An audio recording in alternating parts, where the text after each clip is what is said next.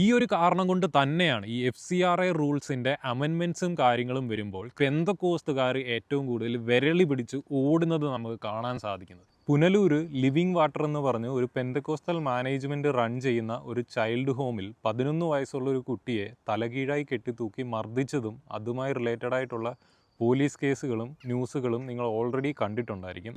ഈ ഒരു സംഭവത്തിൽ എല്ലാവരെയും പോലെ തന്നെ എനിക്ക് അവൈലബിൾ ആയിട്ടുള്ള ഇൻഫർമേഷനിൽ നിന്നും ഞാൻ മനസ്സിലാക്കിയ കുറച്ച് കാര്യങ്ങളും ഇനി ഇതുമാത്രമല്ലാതെ പബ്ലിക്കിൽ ഒരു ന്യൂസായി മാറാൻ സാധ്യതയില്ലാത്ത, ചർച്ച ചെയ്യപ്പെടാൻ സാധ്യതയില്ലാതായി മാറുന്ന ഇതുമായി റിലേറ്റഡ് ആയിട്ടുള്ള ഒരു കാര്യത്തോടെ സംസാരിക്കാനായിട്ടാണ് ഞാൻ ഈ ഒരു വീഡിയോ ചെയ്യുന്നത്. ഈ ലിവിങ് വാട്ടേഴ്സ് ഇൻസ്റ്റിറ്റ്യൂഷനെ കുറിച്ച് കുറച്ചുകൂടി അറിയാനായിട്ട് ഞാൻ അവരുടെ വെബ്സൈറ്റിലൊന്ന് സന്ദർശിച്ചു. ആ സമയത്ത് അവരുടെ ഹോം പേജിൽ അവർ കൊടുത്തിരിക്കുന്ന ഒരു statement, equipping leaders for a changing world to make Christ known. മാറിക്കൊണ്ടിരിക്കുന്ന ഈ ഒരു ലോകത്ത് യേശുക്രിസ്തുവിനെ എല്ലാ മനുഷ്യരും അറിയാനായി, അതിനായി ലീഡേഴ്സിനെ വാർത്തെടുക്കുന്ന ഒരു സ്ഥലമാണ് അവരുടേതെന്നാണ് ഈ പറഞ്ഞിരിക്കുന്നത്. അങ്ങനത്തെ ഒരു സ്ഥലത്താണ് ഇത്രയും ക്രൂരമായിട്ടുള്ള ഒരു പ്രവൃത്തി നടന്നിരിക്കുന്നത്.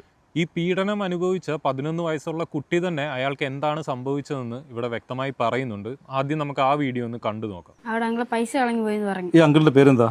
ലിജു കുറിയൻ. അവനോടത്തെ ആരാ? കുക്കാണോ?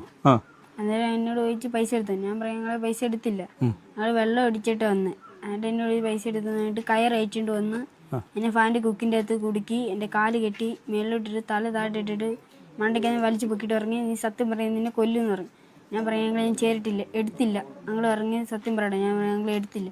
അയാൾ പകുതിയോളം തത്തിട്ട് എന്നെ അങ്ങ് വിട്ട്. എന്നിട്ട് എൻ്റെ ഈ പുറത്തിൻ്റെ എല്ല് വന്ന് എന്നെ ഇടിച്ച്. ഇവിടെ മുതുകടിച്ചോ? ഇവിടെ താത്ത സമയത്ത് ഇടിച്ചോ?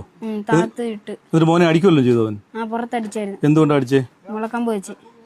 അതുകൊണ്ട് പിന്നെ എന്നെ കൈ പിടിച്ച് എണ്ണിപ്പിച്ചിട്ട് പറഞ്ഞു, പോയി പപ്പ വരുന്നുണ്ട് പോയിക്കോളാം, നീ തിരിച്ചു വരുമ്പോൾ നിന്നെ പിടിച്ചോളാന്ന് പറഞ്ഞു. ഇവൻ സ്ഥിരമായി മദ്യപിച്ചിട്ട് അവിടെ വരാറുണ്ടോ? എന്ന് മദ്യപിച്ചിട്ട് വരാറുണ്ട്. ഈ മദ്യപിച്ചിട്ട് വരുന്നവരും നിങ്ങൾ അവിടെ ഹോസ്റ്റൽ വാർഡിനോടോ അല്ലെങ്കിൽ അവിടുത്തെ പാസ്റ്ററോടോ ഒക്കെ പറഞ്ഞാൽ അവർ എന്തെങ്കിലും ചെയ്യാറുണ്ടോ? പാസ്റ്ററിനൊക്കെ അറിയാം, അവർക്ക് അറിയാം. ഈ അനിയനെയും കൊണ്ട് നിങ്ങളെ കൊണ്ട് അവിടെ എന്തെങ്കിലും മറ്റെന്തെങ്കിലും ജോലി ചെയ്യിപ്പിച്ചിട്ടുണ്ടോ? എന്തൊക്കെ ചെയ്യിപ്പിച്ചിട്ടുണ്ടോ? അവിടെ കട്ട നിർമ്മിച്ചിട്ടുണ്ട്, പാറ, പിന്നെ മൈക്കാടിട്ട് നിർത്തിയിട്ടുണ്ട്, സിമെന്റും മണ്ണൊക്കെ പൊരിച്ചിട്ടുണ്ട്. അനാഥരായിട്ടുള്ള അല്ലെങ്കിൽ വീട്ടിൽ സാമ്പത്തിക ശേഷി കൊണ്ട് പിന്നോക്കം നിൽക്കുന്ന കുട്ടികളായിരിക്കണം ഇതേപോലെയുള്ള സ്ഥലങ്ങളിൽ പോയി നിൽക്കാനും അവിടെ ജീവിക്കാനും പ്രേരിതരാകുന്നത്. അങ്ങനെയുള്ള ഒരു സ്ഥലത്ത്, അതും ദൈവത്തിൻ്റെ പേരും പറഞ്ഞ് നടത്തുന്ന ഒരു സ്ഥലത്ത് ഒരു കുട്ടിക്ക്, ഒരു പിഞ്ചു കുഞ്ഞിന് നേരിടേണ്ടി വന്ന ഒരു പ്രശ്നമാണ് ആ കുട്ടിയുടെ വായിൽ നിന്ന് തന്നെ നമ്മൾ കേട്ടത്. ഇനിയും ഈ സംഭവത്തെക്കുറിച്ച് ആ ഇൻസ്റ്റിറ്റ്യൂഷന് ചുറ്റും താമസിക്കുന്ന അയൽവാസികൾ കൃത്യമായിട്ടും അവർ കണ്ട കാര്യങ്ങളെക്കുറിച്ച് പറയുന്നുണ്ട്. അതുകൂടെ ഞാനൊന്ന് കേൾപ്പിക്കാം. നിങ്ങൾ എന്തെങ്കിലും നേരിട്ട് കണ്ടിട്ടുണ്ടോ?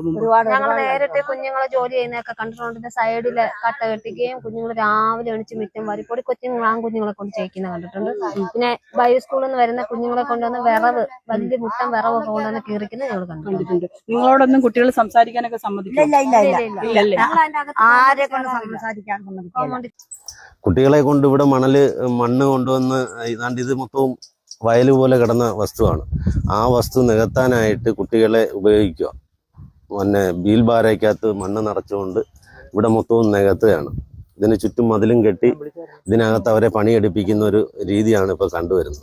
ആദ്യം സംസാരിച്ച സ്ത്രീ ആ ഇൻസ്റ്റിറ്റ്യൂഷന് അടുത്ത് തന്നെ താമസിക്കുന്ന ഒരു വ്യക്തിയും പിന്നീട് സംസാരിച്ചത് അവിടുത്തെ വാർഡ് മെമ്പറുമാണ്. ഈ ഒരു സംഭവത്തിൽ കൃത്യമായിട്ടും നമുക്ക് മനസ്സിലാകുന്നതാണ് അവിടെ ബാലവേല എന്ന് പറയുന്ന ഒരു കാര്യം, ലീഗലി പ്രൊഹിബിറ്റഡ് ആയിട്ടുള്ള ബാലവേല എന്ന് പറയുന്ന ഒരു കാര്യം തുടർച്ചയായി നടന്നുകൊണ്ടിരിക്കുന്ന ഒരു സ്ഥാപനമാണ്. ഇതിനുശേഷം ഈ കുട്ടിയുടെ പിതാവ് തന്നെ സംസാരിക്കുന്നുണ്ട്. അതുകൂടെ നമുക്കൊന്ന് കേൾക്കാം. ഇതിന് നേരത്തെ ഇവരെ രണ്ടുപേരെ ഉപദ്രവിച്ചിട്ടുണ്ട്. എന്തൊക്കെ കാരണങ്ങൾക്ക് കാലെ പിടിക്കും, എടുത്ത് എറിയുക, അതൊന്നും ഇവർ പറയാൻ പറ്റത്തില്ല. ഹോസ്റ്റലിലോട്ട് നമ്മൾ വിളിക്കുമ്പോൾ ഇവരെ കൊണ്ട് പറയിപ്പിക്കത്തില്ല.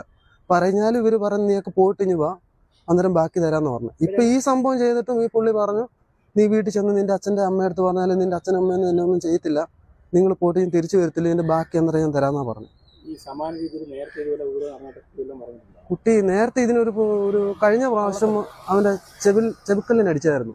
അന്ന് ഞാൻ ചെന്ന് ഒരു വാണിംഗ് കൊടുത്തതാ, അങ്ങനെ ചെയ്യല്ലേ. അന്ന് ചെയ്ത് അവിടുത്തെ ഒരു സാർ, അവരുടെ സൂപ്രണ്ട് സന്തോഷം എന്ന് പറഞ്ഞ സാർ അന്ന് ചെവിക്കല്ലിന് അടിച്ചത്. പക്ഷെ പുള്ളിയുടെ അടുത്ത് ഞാൻ അന്ന് പറഞ്ഞു. ഈ ഒരു സംഭവത്തിനെ അഡ്രസ്സ് ചെയ്തുകൊണ്ട് ഈ ഒരു ഇൻസ്റ്റിറ്റ്യൂഷന്റെ ഡയറക്ടർ ആൻഡ് പ്രിൻസിപ്പളായിട്ടുള്ള പ്രിൻസ് എന്ന് പറയുന്ന പുള്ളിയുടെ പ്രതികരണം ഇനിയൊന്ന് കാണാം. വിഷയം എന്ന് പറഞ്ഞാൽ 30-ാം തീയതി വൈകിട്ട് നടന്ന സംഭവമാണിത്. ലൈജു എന്ന് പറഞ്ഞൊരു സ്റ്റാഫ് അവിടെ കുക്കിങ്ങും മറ്റു കാര്യങ്ങളൊക്കെ ശ്രദ്ധിച്ചുകൊണ്ടിരുന്ന ഒരാളാണ്. അദ്ദേഹം ഇച്ചിരി മദ്യപിക്കുന്ന ആളാണ്. അപ്പോൾ അത് അറിഞ്ഞുകൊണ്ട് അയാളെ ഈ വെക്കേഷൻ അപ്പോൾ നമ്മൾ മാറ്റാനൊക്കെ ഉണ്ടെന്ന നിലയിൽ അദ്ദേഹത്തോട് സംസാരിച്ചു. അദ്ദേഹത്തിൻ്റെ ഭാര്യ അവിടുത്തെ ഇൻചാർജിലായിരുന്നു കുക്കിങ്ങിൻ്റെ കാര്യത്തിൽ. അപ്പം 30-ാം തീയതി അദ്ദേഹം രാവിലെ അവിടെ നിന്ന് പോകേണ്ടതാണ്. എന്നാൽ അദ്ദേഹത്തെ കൊണ്ടുവിട്ട പാസ്റ്ററും അവരുടെ കുടുംബവും മറ്റു കാര്യങ്ങളൊക്കെ പറഞ്ഞ് അദ്ദേഹത്തിന് ഇപ്പോൾ താമസിക്കാൻ വീടില്ല, അവരുടെ ആരുടെ ഒരു വീട് റിപ്പയർ ചെയ്യുകയാണ്, അതുകൊണ്ട് ഒരു 10-15 ദിവസം കൂടെ അവിടെ താമസിക്കാൻ അനുവദിക്കണമെന്ന് പറയും. ഇവൻ താമസിക്കുക. അപ്പം ഇവൻ്റെ ആ ജോലിയിൽ നിന്ന് ഇവൻ ഓൾറെഡി ഔട്ടാണ്, കാര്യങ്ങളെല്ലാം പറഞ്ഞ് ബോധ്യപ്പെടുത്തിയിട്ടുള്ളതുമാണ്. പക്ഷേ ഇവന് ഈ ജോലി നഷ്ടപ്പെടുന്നതുകൊണ്ടാണെന്ന് എനിക്കറിയത്തില്ല. അവന് ഈ പിള്ളേരെ വിളിച്ച് ഒരു കുട്ടിയെ വിളിച്ചുകൊണ്ട് പോയിട്ട് അവൻ്റെ 500 രൂപ കാണാതെ പോയെന്നും പറഞ്ഞ് അവരെ ചോദ്യം ചെയ്യുകയും വിരട്ടാൻ വേണ്ടി കാലെ കെട്ടിയെന്നാണ് പറയുന്നത്. അപ്പം വൈകിട്ട് 6:45 ഈ കാര്യം സംഭവിച്ചെങ്കിലും പിള്ളേർ ഇതൊന്നും റിപ്പോർട്ട് ചെയ്തില്ല. അവിടുത്തെ സ്റ്റാഫിനോടോ എന്നോടോ ഒന്നും റിപ്പോർട്ട് ചെയ്തിട്ടില്ല. അങ്ങനെ ഒരു വലിയ വിഷയമായിട്ട് അവിടെ സംഭവിക്കുകയോ പിള്ളേരെ കരച്ചിൽ കേൾക്കുകയോ ഒന്നും ചെയ്തില്ല. കൂടെയുള്ള പിള്ളേരോട് ചോദിച്ചു കഴിഞ്ഞപ്പോൾ ഈ വിവരം അറിഞ്ഞിട്ട് ചോദിച്ചു കഴിഞ്ഞപ്പോഴത്തേക്ക് ഇങ്ങനെ വിരട്ടിയെന്നാണ് ആ പിള്ളേർ പറയുന്നത്. അപ്പം അത് കഴിഞ്ഞ് അന്ന് വൈകിട്ട് കുട്ടികളെ അവധിക്ക് വീട്ടിൽ കൊണ്ടുപോകാൻ വേണ്ടി അപ്പൻ വന്നു. ഈ സംഭവം കഴിഞ്ഞ് പിള്ളേർ ഫുഡൊക്കെ കഴിച്ച്, വൈകിട്ടത്തെ ഫുഡ് 7 മണിക്ക് കഴിച്ച് കഴിഞ്ഞിട്ട് 7 മണി കഴിഞ്ഞപ്പോൾ അപ്പം വന്നു. അപ്പൻ്റെ കൂടെ പോയി. അവിടെ ഇരുന്ന സ്റ്റാഫൊന്നും ഈ കാര്യങ്ങൾ ഇങ്ങനെ ഗൗരവമായിട്ടുള്ള കാര്യങ്ങളൊന്നും അറിഞ്ഞിട്ടില്ല. അപ്പോൾ അത് കഴിഞ്ഞാണ് ഈ വിവരം ഇങ്ങനെ കേസായെന്ന് പറഞ്ഞ് ഞാൻ വിളിച്ചപ്പോൾ ഇന്നുപോലൊക്കെ സംഭവിച്ചു എന്ന് പറഞ്ഞു. അങ്ങനെ ഞങ്ങൾ ഇവിടെ സ്റ്റേഷനിൽ വന്നപ്പോഴാണ് ഇവിടുന്ന് കാര്യങ്ങളൊക്കെ ഇത്രയും മനസ്സിലായി. അല്ല, അതിനപ്പുറം ഒന്നും ഇന്നത്തെ കാര്യങ്ങൾ നടന്നിട്ടില്ല. യഥാർത്ഥത്തിൽ കെട്ടി തൂക്കിയൊന്നുമില്ല.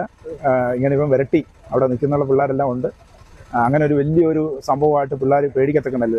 പിള്ളേർക്കൊരു ഭയം ഉണ്ടായി. അതാണ് അപ്പനോട് റിപ്പോർട്ട് ചെയ്തത്. എന്തൊരു നാറിയായിട്ടാണെന്ന് ആലോചിച്ച് നോക്കണം. ഇത്രയും സെൻസിറ്റീവായിട്ടുള്ളൊരു കാര്യം ഒരു കുട്ടിയോട് ചെയ്ത ഈ ഒരു ക്രൂരത ചിരിച്ചുകൊണ്ട് പറയുന്നത്. അങ്ങനെ ഒരു സംഭവം ഒന്നും നടന്നിട്ടില്ല, ഒന്ന് വിരട്ടിയത് മാത്രമാണ്. വിരട്ടിയത് മാത്രമല്ല, കുട്ടിയുടെ കാലിലും പുറത്തും ഒക്കെ അടിച്ചതിൻ്റെയും കെട്ടിയതിൻ്റെയും എല്ലാം കൃത്യമായ പാടുകളുണ്ട്. ആ ഒരു കുട്ടി, 11 വയസ്സുള്ള ഒരു കുട്ടി അത് എക്സ്പ്ലെയിൻ ചെയ്തിരിക്കുന്ന രീതി കേട്ടാൽ തന്നെ ഏതൊരു മനുഷ്യനും മനസ്സിലാകുന്നതേ ഉള്ളൂ ഈ ഒരു കാര്യം നടന്നിരിക്കുന്നത് തന്നെയാണ്. അത്രയും നീചമായിട്ടുള്ള ഒരു കൃത്യം നടന്നിട്ട് ദൈവത്തിൻ്റെ ദാസൻ എന്ന് പറഞ്ഞ് നടക്കുന്ന ഈ നാറിക്കൊക്കെ ചിരിച്ചുകൊണ്ട് ഈ കള്ളം പറയാൻ സാധിക്കുന്നുണ്ടെങ്കിൽ എന്ത് നീചനും നികൃഷ്ടനുമായിട്ടുള്ള മനുഷ്യന്മാരാണ് എന്നൊന്ന് ആലോചിച്ച് നോക്കുക. ആരുമില്ലാത്ത കുട്ടികളും നിവൃത്തിയില്ലാത്ത പിള്ളേരും അങ്ങനെയുള്ള കുട്ടികളെയാണ് നമ്മളവിടെ പഠിപ്പിക്കുന്നത്. ഇതുവരെ ഇങ്ങനെ ഒരു പോലീസ് സ്റ്റേഷൻ നമ്മളിപ്പം 15 വർഷമായിട്ട് ഇങ്ങനെ ഈ സ്ഥാപനം നടത്തുന്ന ഇങ്ങനെ ഒരു പരാതിയായിട്ട് സ്റ്റേഷനിൽ വരേണ്ടതായിട്ട് വന്നിട്ടില്ല. അത് കുറേ ശ്രദ്ധിച്ചാണ് കാര്യങ്ങൾ നടത്തുന്നത്. ഇങ്ങനെയുള്ള റൂമുകളിലൊക്കെ സ്വാഭാവികമായിട്ട് ഓരോ പ്രശ്നങ്ങളുണ്ടാകും. നമ്മൾ ഒത്തിരി കെയർഫുള്ളായിട്ടാണ് ചെയ്ത് അവിടെ എല്ലാ കാര്യങ്ങളും നിരീക്ഷിക്കാൻ വേണ്ടി CCTV ഒക്കെ വെച്ചിട്ടുണ്ട്. നമ്മൾ ഓരോ സമയത്തും അത് ക്യാമറ ആയതുകൊണ്ട് പിക്ചർ എടുത്ത് നമുക്ക് ഉടനെ എൻ്റെ മൊബൈലിൽ വരും. ഞാൻ ശ്രദ്ധിക്കാറുള്ള പല കാര്യങ്ങളും. ഇതിൽ ആ ഒരു വ്യക്തിയെ പുറത്താക്കിയിട്ടുള്ളതാണ് എന്ന് പറഞ്ഞിരിക്കുന്ന ഒരു കാര്യം സാമാന്യ ബുദ്ധിയുള്ള മൂളയുള്ള ഏതൊരു വ്യക്തിക്കും ആലോചിച്ചാൽ മനസ്സിലാവുന്നതേ ഉള്ളൂ. നമ്മുടെ കേരളത്തിലെ രാഷ്ട്രീയ പാർട്ടികളിൽ ഏതെങ്കിലും പീഡനവീരന്മാരെ പൊക്കി കഴിയുമ്പോൾ പാർട്ടികൾ പറയുന്നതാണ്, നേരത്തെ അച്ചടക്ക നടപടികൾ കൊണ്ട് പുറത്താക്കിയിരിക്കുന്ന വ്യക്തിയാണ്, പാർട്ടി അംഗത്വമുള്ള വ്യക്തിയല്ല. അപ്പോൾ അതേപോലെയുള്ള ഒരു കാര്യമായിരിക്കണം ഇവിടെ ഏതായാലും ഇവർ എടുത്തിട്ടുള്ളത്. എനിവേ, ഇത് അവരുടെ ഇമേജ് രക്ഷിക്കാൻ ഏതൊരു പാർട്ടിക്കാരോ ഇൻസ്റ്റിറ്റ്യൂഷനോ ചെയ്യുന്ന സ്വാഭാവികമായിട്ടും ഉള്ളൊരു കാര്യം തന്നെയാണ്. ഇനി എന്തൊക്കെ പറഞ്ഞാലും ആ ഒരു വ്യക്തിയുടെ, ലൈജു എന്ന് പറയുന്ന ഒരു വ്യക്തിയുടെ മണ്ടയ്ക്ക് മാത്രം കുറ്റം ചാരിക്കൊണ്ട് ഇവർക്ക് ഇതിൽ നിന്ന് രക്ഷപ്പെടാൻ സാധിക്കില്ല. ഇതിനു മുൻപും ഉണ്ടായ ഒരു സംഭവത്തെക്കുറിച്ച് ആ ഒരു കുട്ടിയുടെ പിതാവ് പറഞ്ഞിട്ടുണ്ട്, സന്തോഷ് എന്ന് പറയുന്ന ഒരു വ്യക്തിയിൽ നിന്ന്. സന്തോഷ് എന്ന് പറയുന്നത് ആ വെബ്സൈറ്റിൽ കയറി നോക്കുമ്പം അതിനകത്ത് വ്യക്തമായും കാണാൻ സാധിക്കും, റെവറൻഡ് സന്തോഷ് എന്ന് പറയുന്ന ഒരു പുള്ളി അക്കാഡമിക് ഡീനാണ്. പുള്ളിയുടെ ചുമതല എന്ന് പറയുന്നത് coordinates academic programmes and theological formations with focus on mission തിയോളജിയൊക്കെ പഠിപ്പിക്കുന്ന ദൈവത്തിൻ്റെ ഒരു അരുമദാസനാണ് 11 വയസ്സുള്ളൊരു കുട്ടിയുടെ കരണത്തടിച്ചിരിക്കുന്നത്. കുട്ടികളെ എൻ്റെ അടുക്കൽ വരുവാൻ വിടുവിൻ, അവരെ തടുക്കരുത് എന്ന് പറഞ്ഞ യേശുവിൻ്റെ ശിഷ്യന്മാരാണ് ഈ കാണിച്ചു കൂട്ടുന്ന തോന്നിവാസങ്ങൾ. പിന്നെ ഈ ഡയറക്ടർ കം പ്രിൻസിപ്പളായിട്ടുള്ള പ്രിൻസ് ഇവിടെ പറയുന്ന കുറേ ഉഴപ്പ് ന്യായങ്ങൾ. അയാൾ ഇവിടെ പറയുന്നത് ഈ ഒരു വ്യക്തി മദ്യപിക്കുന്ന വ്യക്തിയായിരുന്നു, അതുകൊണ്ട് അയാൾക്ക് 30-ാം തീയതി വരെ സമയം കൊടുത്തു എന്നാണ്. 18 വയസ്സിൽ താഴെയുള്ള കുട്ടികൾ ജീവിക്കുന്ന ഒരു സ്ഥലത്ത്, ഒരു ഇൻസ്റ്റിറ്റ്യൂഷൻ, ഒരു വീടല്ല, ഒരു ഇൻസ്റ്റിറ്റ്യൂഷനാണ്. ആ ഒരു സ്ഥലത്ത് വളരെ ഉത്തരവാദിത്വമായിട്ടുള്ള കുക്ക് ചെയ്യുക, സെക്യൂരിറ്റി ജോലി മുതലായ ജോലികളിൽ ഉൾപ്പെട്ടൊരു വ്യക്തി ഈ ഒരു മദ്യപാന സ്വഭാവം ഉണ്ടെങ്കിൽ ആ ഒരു മൊമെന്റിൽ അയാളെ അവിടുന്ന് നീക്കുക എന്നുള്ളതാണ് കൃത്യമായും ചെയ്യേണ്ട രീതി. അതിനെ ഇനി എന്തൊക്കെ പറഞ്ഞ് ന്യായീകരിക്കാൻ ശ്രമിച്ചു എന്ന് പറഞ്ഞാലും അതിൻ്റെ പൂർണ്ണ ഉത്തരവാദി ഈ പ്രിൻസ് എന്ന് പറയുന്ന ആ സ്ഥാപനത്തിൻ്റെ ഡയറക്ടറിന് തന്നെയാണ്. പിന്നീട് അയാൾ പറയുന്നുണ്ടായിരുന്നു, ഇത്രയും വലിയൊരു പ്രശ്നം നടന്നിട്ടും കുട്ടികൾ ആരും റിപ്പോർട്ട് ചെയ്തിട്ടില്ല, അല്ലെങ്കിൽ മറ്റു കുട്ടികൾ പറഞ്ഞത് ഒന്ന് വരട്ടിയതല്ലാതെ മറ്റൊന്നും പറഞ്ഞിട്ടില്ലെന്നാണ്.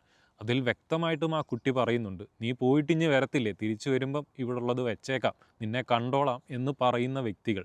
ഇതിനു മുൻപ് ഒരു പ്രശ്നമുണ്ടായി, സ്വന്തം അപ്പൻ വന്ന് സംസാരിച്ചിട്ടും വീണ്ടും ഇതേ കാര്യങ്ങൾ നടക്കുന്ന ഒരു സ്ഥലത്ത് എങ്ങനെയാണ് ഒരു കുട്ടിക്ക് ഇതേപോലെ ഉണ്ടാകുന്ന പ്രശ്നങ്ങൾ അയാൾക്ക് സേഫായി തോന്നി റിപ്പോർട്ട് ചെയ്യാൻ സാധിക്കുന്നത്? ഞാൻ ഒക്യുപ്പേഷണൽ ഹെൽത്ത് ആൻഡ് സേഫ്റ്റിയിൽ വർക്ക് ചെയ്തിട്ടുള്ള ആളാണ്.